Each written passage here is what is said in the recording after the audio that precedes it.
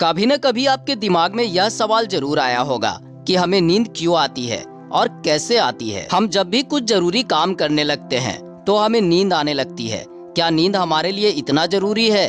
आज इस वीडियो में हम इसी बात पर डिस्कस करेंगे कि हमें नींद क्यों आती है, कैसे आती है और नींद हमारे लिए कितना जरूरी है। मनुष्य अपने जीवन का लगभग 1/3 समय सोने में गुजार देता है। नींद की कमी इंसान को मानसिक रूप से कमजोर कर देती है और अंत में जान भी ले सकती है। नींद किसी भी इंसान के शारीरिक कार्य क्षमता के लिए बहुत जरूरी होता है।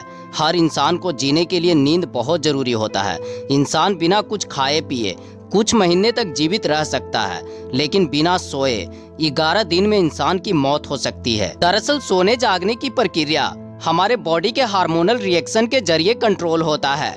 हमारे ब्रेन में मौजूद पीनियल ग्लैंड हार्मोन सिक्रेशन के जरिए सोने जागने की गतिविधियों को नियंत्रित करता है। जब हमारा बॉडी थकावट महसूस करता है तो हम पाते हैं कि हमें किसी भी काम को करने में परेशानी होती है या फिर किसी भी काम को करने में मन नहीं लगता, क्योंकि हमारे बॉडी का रिएक्शन थकावट के कारण डिस्टर्ब हो चुका होता है।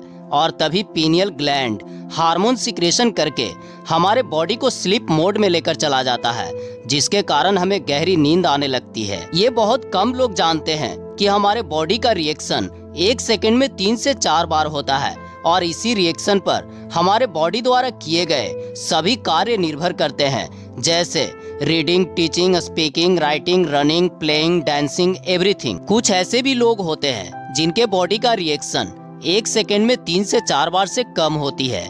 ऐसे लोगों में सोचने या निर्णय लेने की क्षमता काफी कम होती है।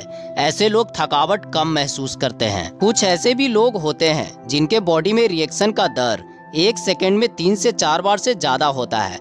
इस तरह के लोग स्पेशल माने जाते हैं, जिनका ब्रेन हमेशा किसी यूनिक चीजों के बारे में सोचता रहता है। इस तरह के लोगों में किसी भी चीज को समझने की गजब की क्षमता होती है। इस तरह के लोग भले ही काम कम करते हैं, लेकिन जो भी करते हैं स्मार्ट तरीके से करते हैं। इस तरह के लोगों को थकावट ज़्यादा महसूस होती है। इस तरह के लोग किसी के बकवास को 1 सेकंड के लिए भी बर्दाश्त नहीं करते। हालांकि छोटे बच्चों में रिएक्शन का दर 1 सेकंड में 3 से 4 बार से ज़्यादा होता है, लेकिन उस वक्त उनके अंदर सही गलत के निर्णय लेने की क्षमता नहीं होता।